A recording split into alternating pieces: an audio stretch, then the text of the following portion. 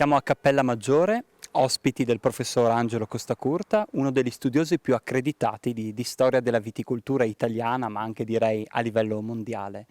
E grazie a lei riusciremo a dare un contributo per conoscere meglio questo mondo così complesso, sembra semplice ma in realtà richiede approfondimenti come quelli che ha fatto lei, che riguardano una vita intera. Fra le tante collaborazioni, fra i tanti impegni istituzionali non, lei è stato ricercatore del Ministero dell'Agricoltura, docente per diversi anni all'Università di Padova e all'Università di Udine e autore di tantissime pubblicazioni scientifiche su questi argomenti così significativi.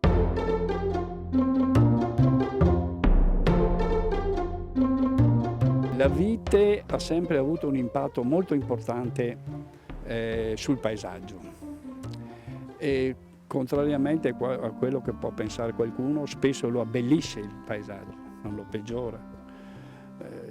Ci sono delle citazioni di Erodiano, qualche 200 anni d.C., il quale racconta che passando attraverso questo territorio per andare ad Aquileia vedeva questi festoni verdeggianti di viti che abbellivano veramente il territorio. Diciamo che il nostro territorio è sempre stato caratterizzato da una forte presenza di viticoltura.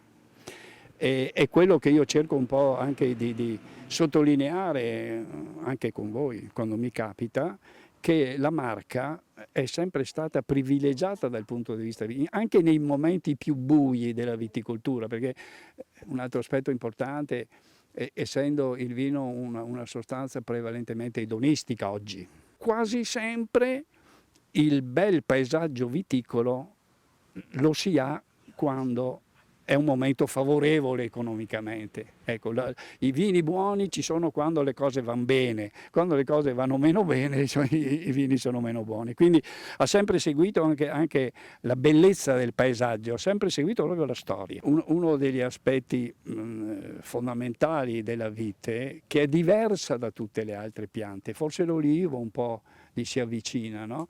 È che ha tutti questi significati che vanno al di là del semplice alimento. Io lo dico sempre, non esiste in Italia una zona viticola che non abbia 1 migliaio di anni di storia almeno alle spalle. E queste è cose che la gente non sempre, specialmente quelli della Marca, non si rendono conto del patrimonio culturale e storico che c'è dietro la viticoltura. Bisogna tenere presente un fatto, un aspetto, perché c'è sempre un po' il risvolto della medaglia, che noi abbiamo un territorio qui che forse è unico in Italia, c'è una mescolanza di abitazioni e di agricoltura che non esiste in altre parti d'Italia.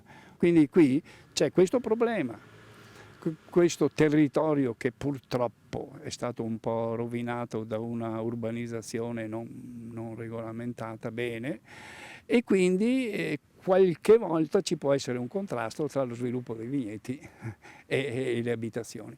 È qui che è il punto cruciale, secondo me, del futuro. Dobbiamo riuscire a conciliare questo patrimonio che abbiamo enorme, fantastico, il patrimonio del Prosecco, per dire, conciliarlo anche però con una sostenibilità dell'ambiente, con un rispetto di chi ci abita in questo ambiente, che si può fare, basta avere un po' di buona volontà.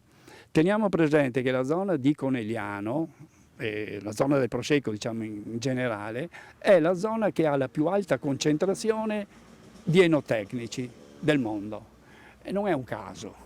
C'è una scuola enologica, c'è un istituto di ricerca, c'è un'università, tutte a Conegliano e provincia di Treviso, diciamo, no?